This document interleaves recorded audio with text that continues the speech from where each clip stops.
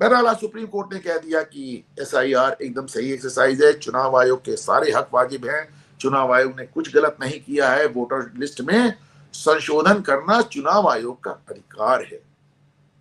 बड़ी बात हो गई साहब। लेकिन उन्होंने ये भी कहा कि जो आपने चुनाव आयोग ने जो नाम काटे हैं वो भारत सरकार को भेज दें, गृह मंत्रालय को भेज दे, जिसमें गृह मंत्रालय उसमें से घुसपैठियों की छांट कर सके। अच्छा देखिए, अब बात बढ़ती जा रही है। आपको मालूम है अमित शाह ने ऑलरेडी कहा है कि मैंने हाई लेवल कमेटी बनाई है घुसपैठियों के लिए। अब वो हाई लेवल कमेटी को आज मैं देख रहा था, उसमें अच्छा खासा ड्रामा होने वाला है, आप समझ लीजिए। क्योंकि हाई लेवल कमेटी में एक मैडम है डॉक्टर शर्मिका राव। डॉक्टर शर्मिका राव इस कमेटी के मेंबर हैं।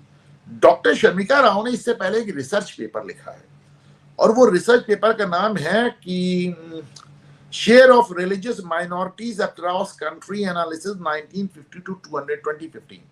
यानी इस देश में जो अल्पसंख्यक तथाकथित हैं उनका उनके समुदाय पे उन्होंने एक रिसर्च पेपर लिखा है 1950 से लेकर 2015 तक। और उसमें उन्होंने बताया कि हिंदुओं की जनसंख्या 8% गिर गई है, मुसलमानों की जनसंख्या धड़ाधड़ बढ़ रही है।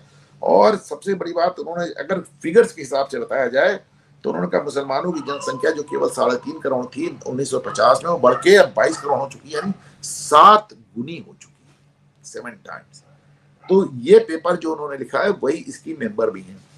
जहां तक अब ये करेंगे क्या, अलग अलग इनके स्टेप्स हैं। आपको मालूम है कि BSF को 600 एकड़ जमीन दे दी गई है कि साहब बना लो बांग्लादेश के साथ। बंगाल की आपको मालूम है कि लंबा चौड़ा बॉर्डर है, करीब 4100 किलोमीटर का बॉर्डर है, और टोटल, और उसमें 2,500 किलोमीटर का बॉर्डर केवल बंगाल में है। उसमें बहुत ढेर सारे फेंसिंग हो चुकी है, 3,500 की फेंसिंग हो चुकी है। लेकिन अभी भी 850 किलोमीटर बॉर्डर ऐसा है जिसकी फेंसिंग नहीं हुई है। और इस 850 में से करीब 570 किलोमीटर केवल बंगाल में। उसमें भी कुछ बॉर्डर ऐसा है कि जो कि फेंसिंग हो ही नहीं सकती, दलदल है, कैसे फेंसिंग करेंगे। तो उसमें वो घड़ियाल, मगरमच्छ, सांप, बिच्छू, ये सब छोड़ रहे अमित शाह।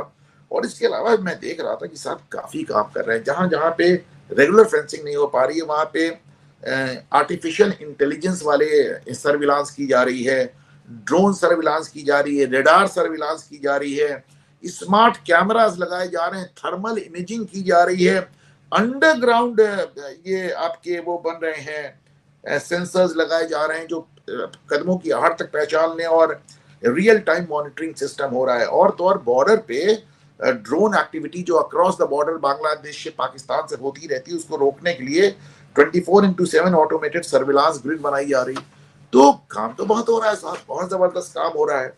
और सबसे बड़ी बात मैं देख रहा था कि जो चीजें इन्होंने इनके ध्यान में है कि इसको देख लो, इसको देख लो, इसको देख लो, उसपे एक चीज उन्होंने गेटोइजेशन पे काम किया है मैडम ने। What is गेटोइजेशन?